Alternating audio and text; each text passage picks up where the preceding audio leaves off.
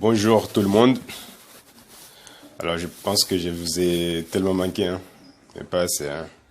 Donc aujourd'hui nous sommes là pour traiter deux exercices avec vous. Le premier, donc le premier exercice qui est là, donc a pour objectif de chercher ou bien de connaître comment déterminer le vecteur position, vecteur vitesse, ainsi que le vecteur accélération dans la base cartésienne, et voir aussi, on va voir ensemble comment déterminer la composante tangentielle et normale du vecteur accélération dans la base de freinée. Et aussi, voir aussi comment peut-on calculer le rayon de la courbure d'une trajectoire qui est parabolique ou qui est circulaire. Maintenant, le deuxième problème, dans ce deuxième problème ici, donc le but ici c'est de chercher à démontrer que la norme du vecteur accélération est indépendante du repère étudié. Voilà l'objet. Donc suivez-nous et on va essayer d'aller doucement sur chaque problème pour voir en fait ce qu'il y en est dedans. Maintenant, passons à la résolution du premier problème. Alors ici, la première question demandée, c'est maintenant donc de déterminer la nature de la trajectoire du point M.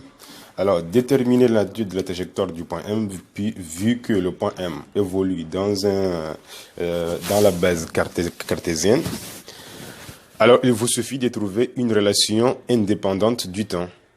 Donc, nous prenons le système suivant.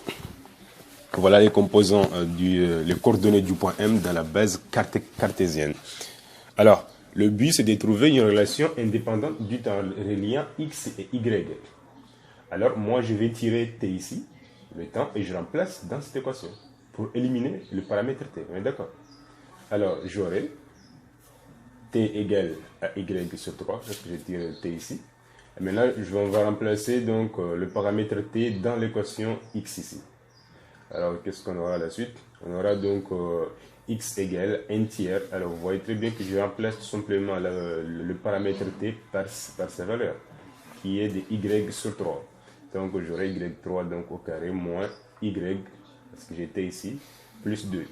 Et après calcul, donc on aura donc l'expression reliant donc X et Y, donc qui est indépendante du temps, comme vous le voyez ici. Alors, à travers cette expression, c'est une relation mathématique. Là, on peut donc déduire tout simplement qu'à partir de là, que la nature de la trajectoire est une parabole. Pourquoi? Tout simplement parce que X est en relation avec Y. Mais Y, quand on voit la fonction de Y, donc c'est une fonction de polynôme de degré 2. On voit bien. On voit 1 sur 27 Y carré moins Y sur 3 plus 2. Alors, ici, la nature de la trajectoire est une parabole de concavité tournée vers le haut, vu que le coefficient se trouve ici avec Y est positif plutôt. Donc, la nature de la trajectoire est une parabole de concavité tournée vers le haut. Donc, on va regarder tout simplement. Si, par exemple, vous avez le signe de Y qui est là, on avait par exemple moins 1 sur 27, alors on allait dire tout simplement que la nature de la trajectoire est une parabole de concavité tournée vers le bas. On est d'accord? Alors, quelles que soient les coordonnées de X et Y, il faut bien regarder. Si vous voyez que donc une des coordonnées donc est une forme, donc est une polynôme de second degré, alors automatiquement il faut s'y attendre que la trajectoire donc sera une parabole.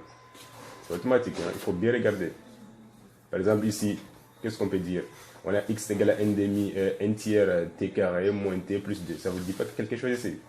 Ça ressemble à la forme de 1 à T carré plus V0T plus X0. Donc nous avons ici un mouvement qui est comment? Qui est uniformément varié ici, suivant X. Et suivant Y, j'ai Y égale à 3T. Ça ressemble un peu à la formule de VDT plus X0. Mais ici, X0 égale à 0. D'accord? Donc nous avons ici un mouvement qui est uniformément accéléré suivant X, un mouvement qui est uniforme suivant Y. Alors, passons à la deuxième question. On nous demande cette fois-ci de déterminer les vecteurs position et vitesse à l'instant t est égal à 1,5. Pour ce faire, on va d'abord déterminer le vecteur position. Alors, le vecteur position est donné par cette relation. Donc, OM est égal à X porté par I plus Y porté par J. On est d'accord? C'est d'après la définition du cours. Et maintenant, il faut juste remplacer X par sa valeur et Y par sa valeur, comme j'ai fait ici. Et là, à partir de là, qu'est-ce qu'on va faire? On va calculer le vecteur position à l'instant t égal à 1,5. En faisant quoi? En remplaçant là, chaque fois que vous avez le paramètre t par sa valeur. Ici, on a t, alors je remplace par 1,5, j'aurai 1 tiers fois 1,5 au carré moins 1,5 plus 2. Qu'est-ce que j'aurai? Donc on aura la réponse suivante. Donc voilà, et le calcul de 3 fois 1,5 encore, on va voir 4,5. Et à partir de là, on peut calculer la norme avec cette formule. On a déjà vu ça dans le cours. Donc la norme du vecteur m est égale à x carré, racine carrée de x carré plus y carré. Et maintenant, x est égal à 1,25, y est égal à 4,5. On est d'accord? Et maintenant, la norme est égale ici à, après calcul, 4,67 mètres. On est d'accord? Maintenant, la suite cette fois-ci, c'est de chercher aussi le vecteur, la norme du vecteur vitesse. Allons-y. Alors, on va appliquer la formule générale. En prenant donc l'équation, on sait que dans la base cartésienne, la vitesse a pour composante v de x et v de y. V de x sera quoi? Ce sera la dérivée de x par rapport au temps, et vy sera la dérivée de y par rapport au temps. Donc, on va faire. Appliquons la formule. On est d'accord? Et maintenant, on va dériver chaque membre ici. V de x est égal à la dérivée de x par rapport au temps. On est d'accord? Donc la dérivée donc de x c'est quoi? Ça sera 2 fois 1, ça fera 2. Ça sera 2 tiers t moins t. Et voilà. Et maintenant, ici, nous avons y est égal à 3t. Lorsqu'on dérive 3t par rapport au temps, on va répondre c'est égal à 3. On est d'accord ici? Et maintenant, je peux écrire le vecteur vitesse. C'est égal à quoi? C'est égal à Vx porté par I et plus Vy porté par J. Et voilà. Et ensuite, je remplace la valeur, la valeur de Vx et la valeur de Vy. Et voilà, vous avez cette équation qui est là maintenant. Et alors, ensuite, qu'est-ce qu'on va faire? On va calculer le vecteur vitesse à l'instant t est égal à 1,5. Vous avez le choix. Hein. Vous pouvez par exemple calculer la norme directement en faisant 2 tiers t moins 1 le tout au carré plus 3 au carré, si vous voulez. Ou bien vous pouvez calculer le vecteur vitesse pour faciliter donc les calculs. À l'instant t est égal à 1,5. C'est ce que je vais faire. Alors, je calcule le vecteur vitesse à l'instant t égal à 1,5. Alors, après calcul, on trouve le vecteur vitesse est égal à 0 porté par I plus 3 porté par J. Pourquoi 0? Tout simplement parce que lorsque vous remplacez 2 tiers fois 1,5 est égal à 1. Et puis 1 moins 1, ça donne 0. Donc on verra 0 porté par I. Et à partir de là, on peut calculer la norme du vecteur vitesse qui est égale à 3 mètres par seconde, appliquant la formule suivante. Vx au carré plus Vy au carré. Sachant que Vx est égal à 0. Hein. Et voilà. Maintenant, la troisième question. On nous demande cette fois-ci de déterminer l'accélération du point M et en déduire la nature du mouvement. Alors, pour ce qui est de l'accélération du point M, on sait que le point M évolue dans la base cartésienne. On est d'accord? Avec les coordonnées suivantes. Maintenant, nous avons aussi les coordonnées du vecteur vitesse. Alors, cette fois-ci, pour avoir les coordonnées du vecteur accélération, il suffit de dériver les coordonnées du vecteur vitesse. On est d'accord? Donc, appliquons la formule. A est égal ici à deux composantes. Donc, AX et AY. Pour ce qui est AX est égal à combien? La dérivée de la vitesse, Vx par rapport au temps t. Et regardons, voilà Vx. Alors, on dérive par rapport au temps, qu'est-ce qui va nous rester? Il va nous rester 2 tiers, on est d'accord? Donc, la réponse est égale à 2 tiers.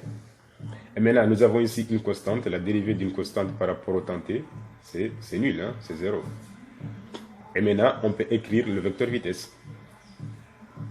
Voilà. Pourquoi 0,67? Parce que c'est le résultat donc issu des 2 tiers. 2 tiers est égal à 0,67. Et à partir de là, on peut en déduire la norme qui est de 0,67 mètres secondes exposant moins 2. Pourquoi? Parce que le vecteur A est porté par I. Donc, la norme de A est égale simplement à la valeur qui se trouve simplement ici, à la valeur absolue du coefficient qui se trouve ici. Maintenant, on voit bien que 0,6 est positif. Donc, pas la peine de mettre des valeurs absolues. On est d'accord? Donc, c'est 0,67. Si on avait moins, on allait toujours prendre la valeur absolue, ça devrait toujours être positif. Voilà. Maintenant, passons cette fois-ci à la nature du mouvement. Qu'est-ce que nous remarquons? Donc, on remarque que A ici est positif, la valeur de l'accélération est positive et aussi constante. Et à partir de là, qu'est-ce qu'on peut dire? Alors, comme A est positive et constante, par conclusion, le mouvement est uniformément accéléré. On est d'accord? Le mouvement est dit accéléré, tout simplement si la valeur de le produit de l'accélération fois le vecteur vitesse, fois la norme de la vitesse est positif. On est d'accord? Si ce produit est positif, on dit simplement que le mouvement est uniformément accéléré. Donc, je rappelle ici, je vous donne un petit rappel, c'est-à-dire, on dit qu'un mouvement est uniformément accéléré si le produit de A fois V reste positif.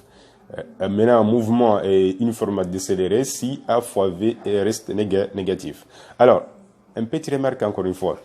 Il faut faire la différence entre la nature de la trajectoire et la nature du mouvement. C'est pas la même chose.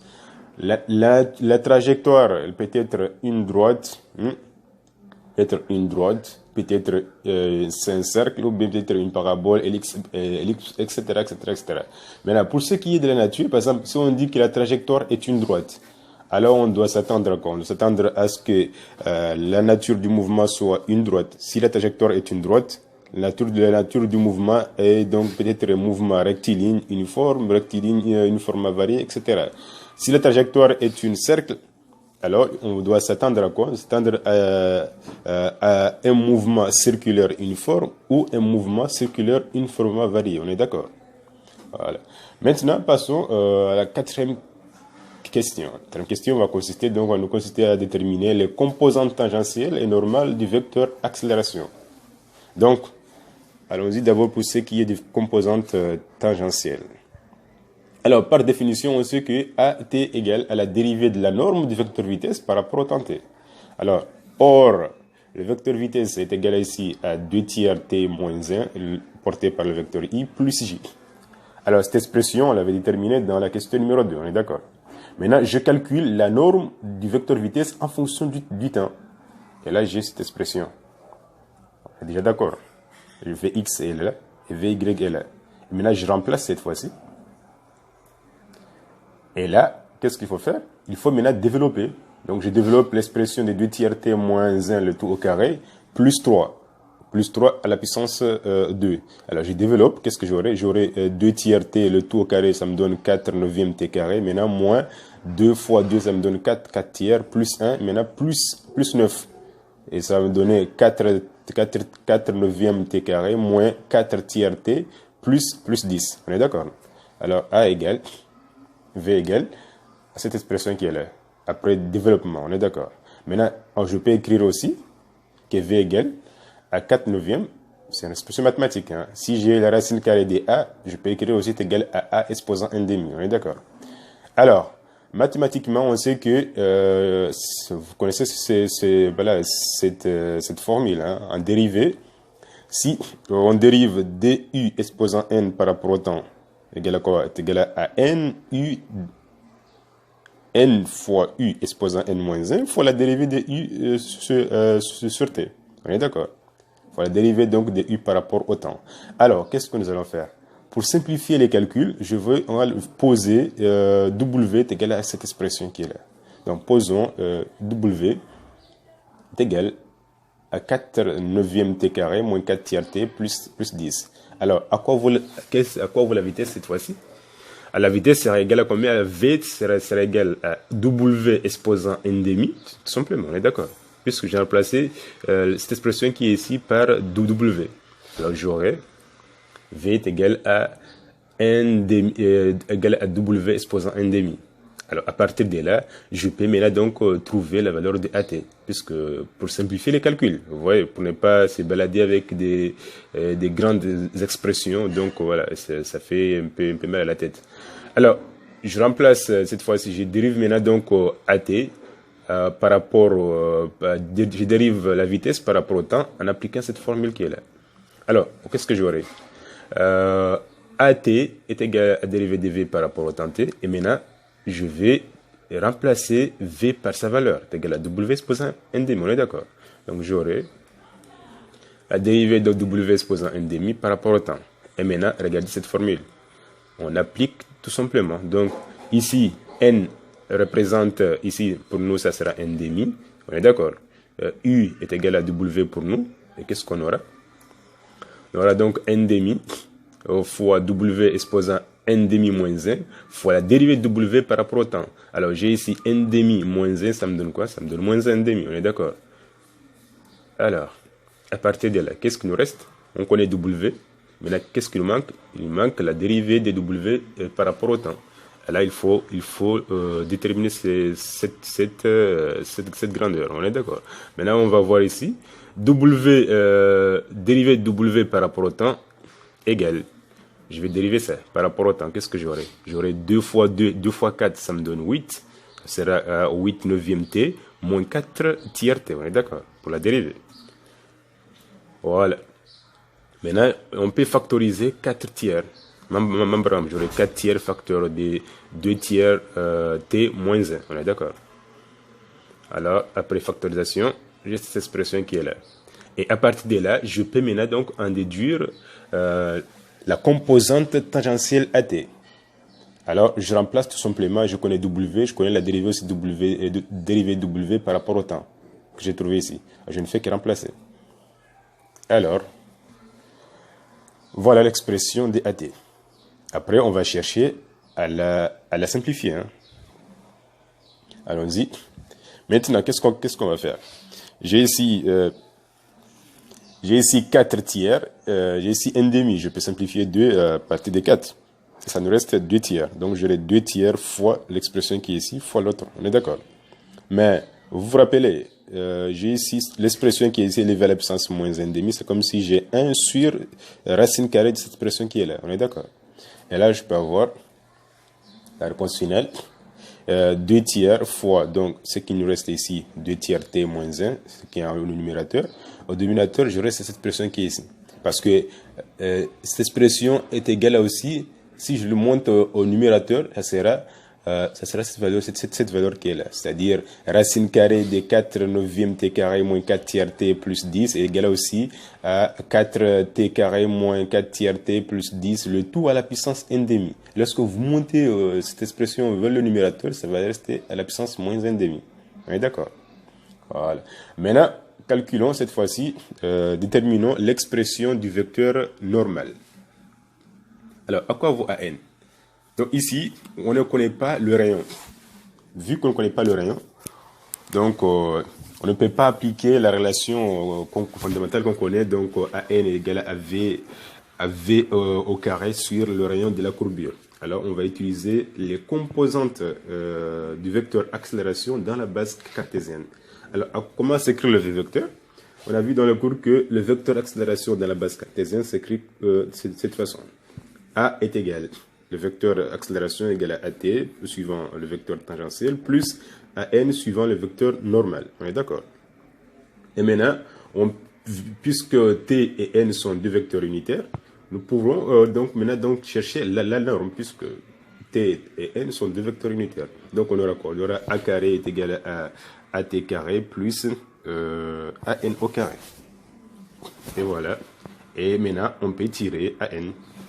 AN égale à combien? Voilà. Maintenant, on sait encore que dans la question numéro 2, on a déterminé la valeur de l'accélération A. On est d'accord. Maintenant, qu'est-ce qu'on va voir? On va voir que or A est égal à 2 tiers. Alors nous allons élever membre à membre cette expression qui est là, au carré. Alors j'aurai 2 tiers à la puissance carrée. Maintenant, plus est égal à quoi? Est égal à AT AT, il est là, l'expression qui est ici. Donc, j'élève cette expression encore au carré. Maintenant, plus AN. On est d'accord. Et maintenant, 2 tiers au carré, ça me donne 4 neuvièmes. On est d'accord. Maintenant, 2 tiers au carré aussi, ça me donne 4 neuvièmes. Il faut encore élever encore l'autre expression numérateur au carré et l'autre dénominateur au carré encore. Racine carrée, donc élevé au carré, ça donne cette expression. Donc j'aurai 4 neuvièmes t au carré moins 4 tiers t plus 10 au dénominateur. On est d'accord, lorsque j'élève au carré.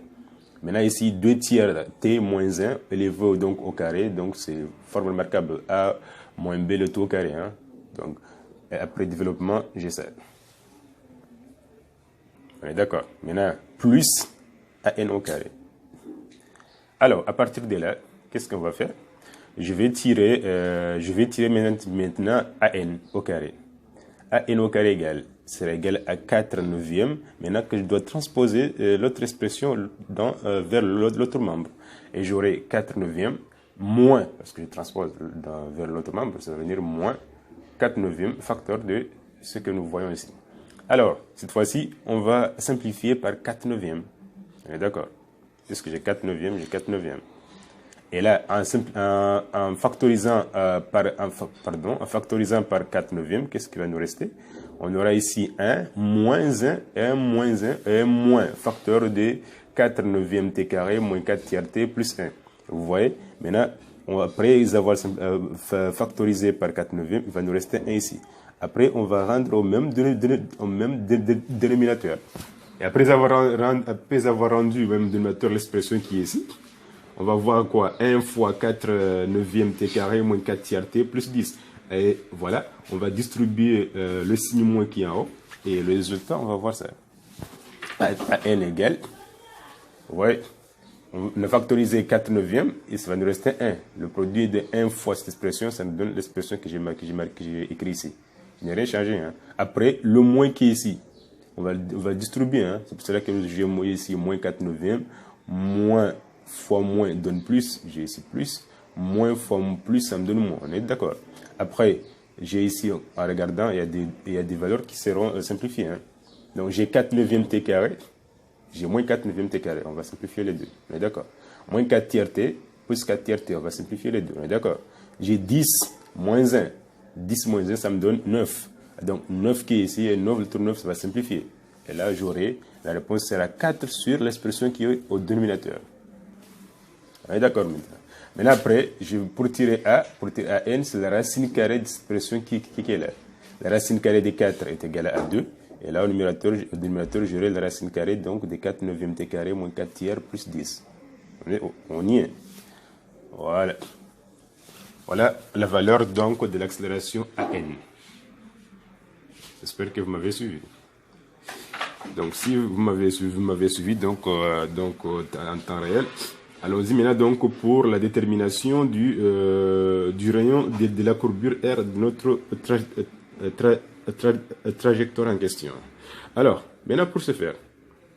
Oh, maintenant ça c'est juste de relation mathématique. Hein. Tout le monde sait que 1 sur racine carrée de A est égal aussi à 1 fois A exposant moins 1 demi. Hein. C'est juste une façon de l'écrire. 1 sur racine carrée de ça, racine carrée de 4 neuvièmes t carré moins 4 tiers t plus 10, c'est égal aussi à cette valeur. Hein.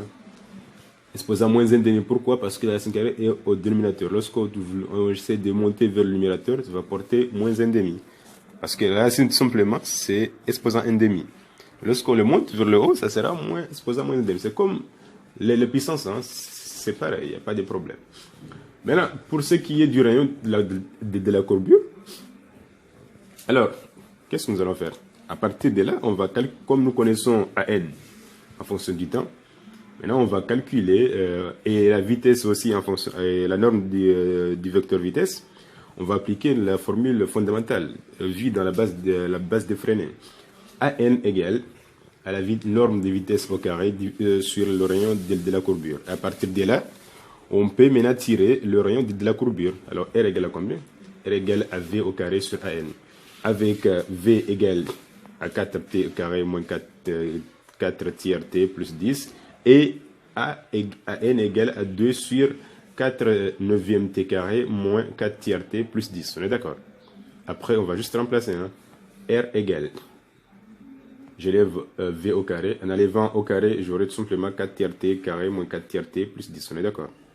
Et ici, je garde la valeur que nous voyons ici. Égale. Après, j'ai R qui est égal à ici à cette valeur, divisé par l'autre valeur. Divisé, c'est multiplié par l'inverse. On est d'accord? Donc, j'aurai cette expression fois l'autre expression fois 1/2. On est d'accord? Et voilà la réponse finale que j'ai ici. Et lorsque vous observez encore, on voit que l'expression que j'ai ici en premier membre est égale à l'expression qui se trouve dans la racine carrée ici. Donc, je peux écrire aussi que 4 neuvième t carré moins 4 tiers t plus 10 est égal aussi à l'expression qui est ici fois exposant 1/2. Là, j'aurai ici exposant 1 fois exposant 1/2. Donc, 1 plus 1/2. Parce que pour les puissances, on additionne les puissances, on additionne les exposants, on est d'accord? J'aurai 1 plus 1/2, ce qui va me donner combien? Ça va me donner, en rendant même dénominateur, on aura 3/2, on est d'accord? Donc j'aurai 1/2 facteur de 4 neuvième t carré moins 4 tiers t plus 10, le tout exposant 3/2. Et voilà la réponse finale que j'ai ici. Et maintenant, on peut faire l'application numérique, puisqu'on a dit de calculer à l'instant t est égal à 1,5. Application numérique. Alors, on trouve R en remplaçant t par 1,5. J'aurai 4 neuvième t, 4 neuvième fois 1,5 au carré, moins 4 tiers fois 1,5, plus 10, le tout exposant 3/2. Et vous trouverez, donc R est égal à 13,5 mètres après les calculs. Voilà où s'achève notre premier problème, qui consistait à voir comment déterminer les vecteurs vitesse et accélération dans la base cartésienne, mais aussi comment déterminer les composantes tangentielles et normales du vecteur accélération. Voilà, je pense que ça a été un petit peu clair. Hein. Maintenant, passons au second problème. Alors ici, l'objectif, c'est de montrer tout simplement que quel que soit le repère d'étude, le module du vecteur accélération est indépendant des paramètres d'étude. Ouais. Donc dans le premier problème, on a déjà donc appliqué cette propriété, sans pourtant que je vous le dise. Hein. Maintenant ici, on va essayer de démontrer que quel que soit le repère d'étude, le module du vecteur accélération est indépendant des paramètres d'étude. On est d'accord? Allons-y. Alors, pour ce qui est de la première question, on va déjà déboucher vite fait. On nous demande de trouver l'équation de la trajectoire. Je vous rappelle encore une fois que lorsqu'on vous demande de déterminer l'équation de la trajectoire, c'est de trouver une relation indépendante liant les composantes x et y tout simplement. Une relation indépendante du temps. Alors, on va prendre notre système. Il faut d'abord trouver l'équation de la trajectoire, en effet. Alors, l'objectif, c'est d'éliminer le temps t qui est là. Trouver une relation reliée à x et y qui est indépendante du temps. C'est ça ce qui représente l'équation de la trajectoire. Alors, j'élève x au carré, y au carré. Qu'est-ce que j'aurai pour éliminer hein? Alors, j'aurai déjà x au carré qui est égal à 4t carré et y carré est égal à 4 facteurs de 1 moins t carré. Maintenant, lorsque je fais l'addition, j'aurai ici 4x plus y est égal à 4t carré plus 4 moins 4t au carré. Alors, 4t carré, 4 moins 4t carré, ça va simplifier. Et qu'est-ce que j'aurai? J'aurai la valeur, si j'aurai donc y égale à x au carré plus y carré est égal à 4. Lorsque je fais la somme, ouais, d'accord. Maintenant, à quoi correspond cette équation qui est là? Donc, cette équation répond, s'identifie donc à une cercle. Hein. C'est l'équation d'un cercle en question. Donc, on peut conclure que la nature de la trajectoire est un cercle des centres O, puisqu'on prend x égale à 0 et y égale à 0. Donc, ça sera un cercle des centres O, de coordonnées 0, 0, et de rayon 2, puisque 4, c'est égal à 2 à la puissance 2. On est d'accord? Alors, la nature de la trajectoire est un cercle des centres O, de coordonnées 0, 0, et de rayon R égale à 2 mètres. On est d'accord? Maintenant, deuxième question. On demande de déterminer le vecteur vitesse et son module. Alors, par définition, V est égal à la dérivée donc de Vx par rapport à t qu'on a déjà vu dans le précédent donc, problème. que v de x est égal à dérivée de x par rapport au temps. Donc ici, on a 2t. Donc, même chose. Hein. Dérivée de 2t, c'est égal à 2. On est d'accord. Maintenant, pour ce qui est de vy, la dérivée de vy par rapport au temps t. Maintenant, lorsque vous dérivez cette expression qui est ici, vous allez trouver moins 2t, facteur de 1 moins t carré, exposé à moins 1 demi. On est d'accord. C'est une dérivée mathématique. Hein. C'est loin de la physique maintenant. C'est juste quelques expressions mathématiques à dériver. Alors, à partir de là, je peux écrire le vecteur vitesse. C'est égal à 2 porté par i, moins facteur de 2t, facteur de 1 moins t carré, exposant moins 1 demi porté par j. D'accord. Maintenant, à partir de là, je peux calculer la norme. On est d'accord. La norme égale à quoi? Égale à 2 au carré, plus 2t, facteur de 1 moins t, le tout au carré. J'ai là. Maintenant, sachant que lorsque j'élève ça au carré, j'aurai 4t carré, facteur de 1 moins t, exposant moins 1, puisque le 2 va simplifier lorsque j'élève au carré. On est d'accord. Alors, j'aurai... Alors, il va nous rester exposant moins 1. C'est pour cela que je l'ai descendu donc au dénominateur pour rester 1 moins t au carré. On est d'accord? Alors, cette fois-ci, qu'est-ce que je vais faire? Je vais rendre au même dénominateur l'expression qui est là. J'aurai 4 fois 1, 4. 4 fois moins 4, moins t, ça fait moins 4t carré. Moins 4t carré avec 4t carré, ça va simplifier. Qu'est-ce que j'aurai? J'aurai 4 sur 1 moins t carré. Mais la racine carrée des 4, c'est combien? C'est 2. Donc, j'aurai... La réponse suivante, hein, est égale à 2 sur racine carrée de 1 moins t carré. Et à partir de là, on a déjà vu l'expression que racine carrée de 1 moins t carré est égale aussi à 2 sur 1 moins t carré, le tout exposant 1 demi. Après, je peux monter l'exposant vers le numérateur et ça va devenir 1 moins t au carré, le tout à la puissance moins 1 demi. Et voilà. Nous avons le module du vecteur vitesse. Question suivante. On nous demande cette fois-ci de déterminer les composantes tangentielles et normales du vecteur accélération. Donc on applique la formule. Pour ce qui est tangentiel, c'est toujours la même formule. Hein. AT est égal à dérivée de la norme du vecteur vitesse par rapport au temps. Et voilà. Or, V égale à 2 facteurs de 1 moins t au carré, et le tout exposant moins 1 demi. Alors il suffit juste de dériver tout simplement cette expression qui est là. Après avoir dérivé, vous aurez AT est égal à 2t, facteur de 1 moins t au carré, le tout exposant moins 3 demi. On est d'accord? Maintenant, pour ce qui est du vecteur normal, maintenant on applique la formule puisqu'on connaît le rayon de la trajectoire. On connaît, puisque c'est une trajectoire qui est une trajectoire qui est un cercle. Si la trajectoire est un cercle, nous avons un mouvement qui est circulaire. Alors, AN égale à V au carré sur R, on est d'accord? Alors, or, V est égal à 2 facteurs de 1 moins t carré exposant moins 1 demi. R aussi est égal à 2. On a déjà vu dans la première question. On remplace. Donc, après avoir remplacé, parce que quand vous élevez au carré cette expression, vous aurez 4 facteurs de 1 moins t au carré, le tout exposant moins 1. On est d'accord? Maintenant, parce que 2, ça va simplifier lorsque vous levez au carré. Maintenant, après, on peut maintenant donc simplifier 4 et 2, ça va nous rester combien? Ça va nous rester 2 facteurs de 1 moins t au carré moins 1. Que je peux descendre l'expression vers le numérateur pour qu'il soit à l'exposant positif. Là, j'aurai 2 sur 1 moins t au carré. 2, voilà. AN est égal à 2 sur 1 moins t au carré. On est d'accord, non? Donc voilà, on a déterminé les deux composantes. Maintenant, pour ce qui est de la deuxième question, 3.2, en déduire les composantes cartésiennes du vecteur accélération, c'est-à-dire dans la base cartésienne. On est d'accord? Alors, qu'est-ce qu'on aura? On va écrire d'abord la relation fondamentale. A est égal à AX qui est égal à la dérivée de Vx par rapport au temps, et AY est égal à la dérivée de Vy par rapport au temps. Or, le vecteur vitesse dans la base cartésienne a les composantes, a les coordonnées suivantes. Vous voyez les coordonnées du vecteur vitesse. Maintenant, qu'est-ce qu'on va faire? On va dériver AX est égal à quoi? C'est égal à la dérivée de 2 par rapport au temps, qui est nulle, puisque Vx est une constante. Et maintenant, pour ce qui est de Y, il faut dériver. Nous avons ici la dérivée de V de Y par rapport au temps, c'est la dérivée de l'expression qui est là. Et là, lorsqu'on voit bien, on voit que la dérivée va consister à un produit. C'est comme si vous avez la formule de dérivée de UV.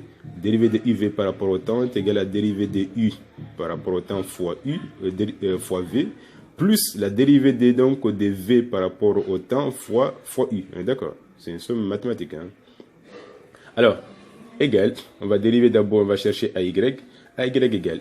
Alors, AY égale la dérivée de VY par rapport au temps égale. Donc, je vais dériver d'abord ça, c'est-à-dire j'aurai 2t, la dérivée de moins 2t égale à moins 2. Donc, c'est la moins 2 fois l'expression qui est là. On est d'accord? Après, moins 2t facteur, qu'il faut que je dérive l'autre expression. C'est-à-dire, en dérivant, j'aurai moins 1,5 qui est là, fois la dérivée de moins t au carré, ça va me donner moins 2t. Après, fois l'expression qui est ici, exposant moins 1,5 moins 1. On est d'accord? Donc, moins 1,5 moins 1, ça me donne moins 3,5. Après avoir tout développé et arrangé, vous aurez l'expression suivante.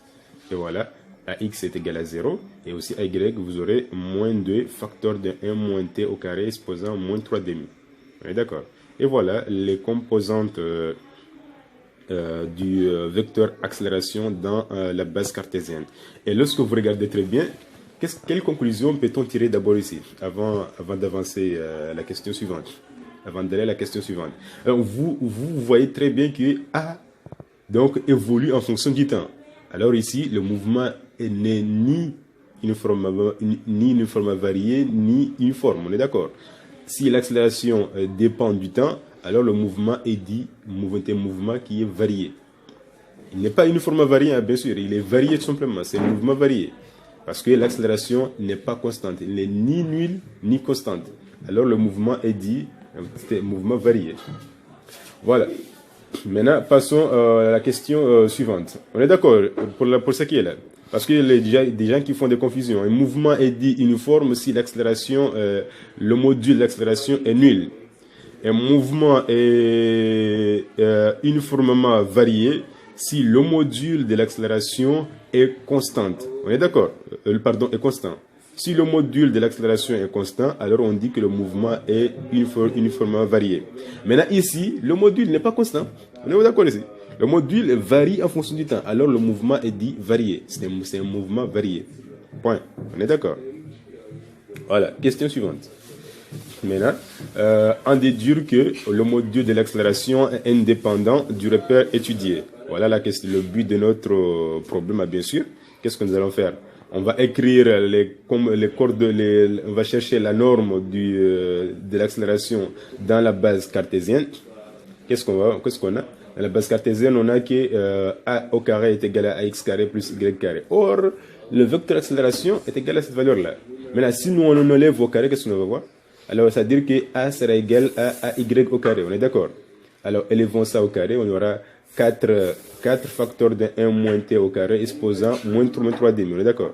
Maintenant, moins 3,5, on peut maintenant descendre ça au dénominateur. On est d'accord? On va voir 4 facteurs de 1 moins t au carré sur...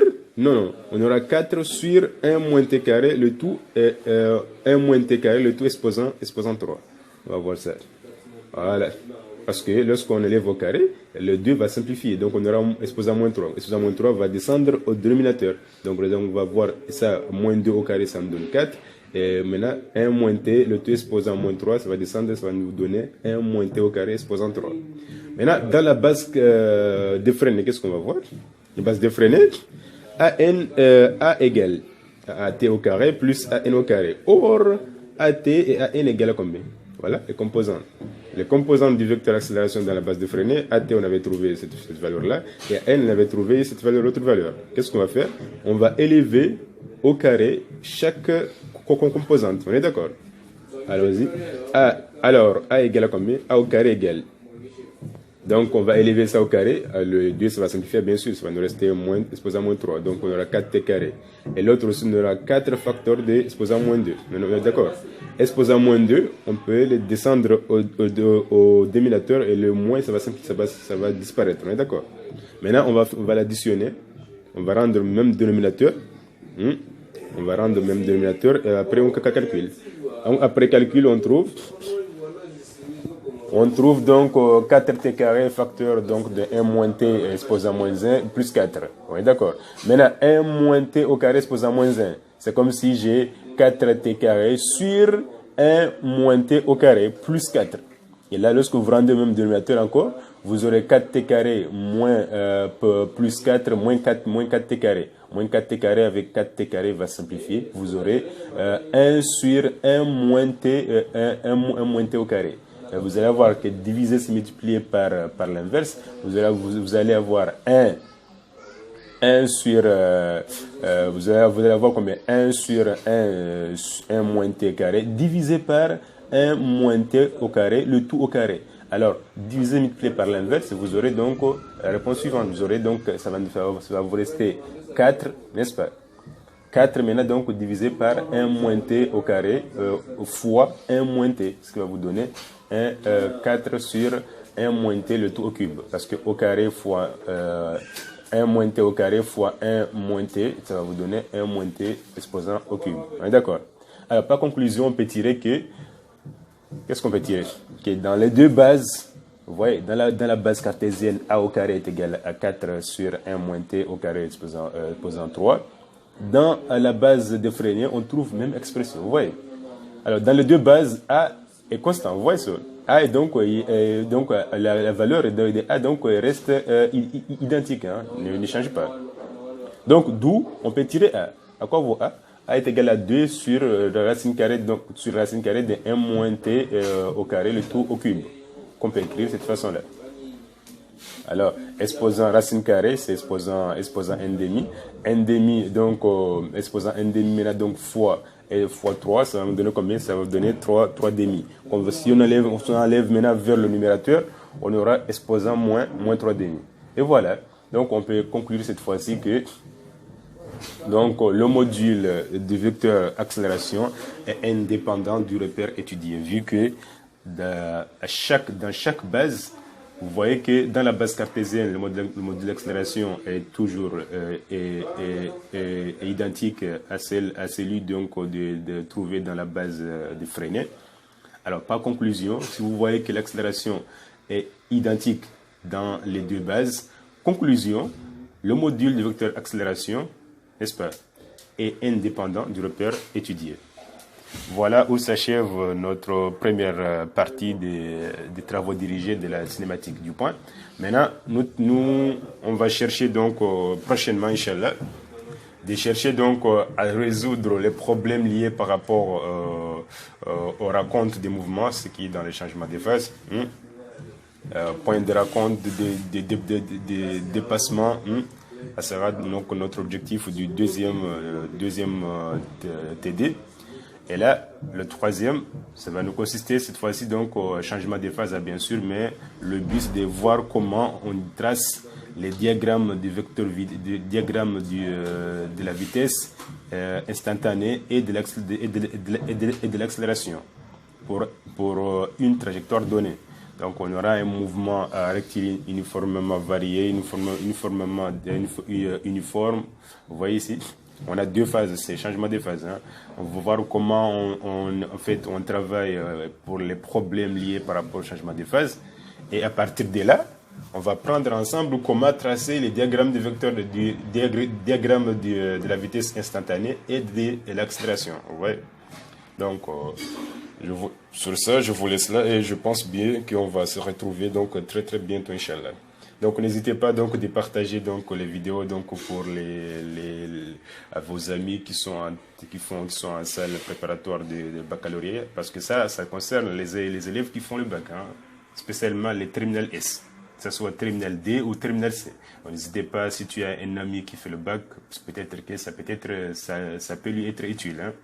Je vous remercie, on se retrouve très bientôt.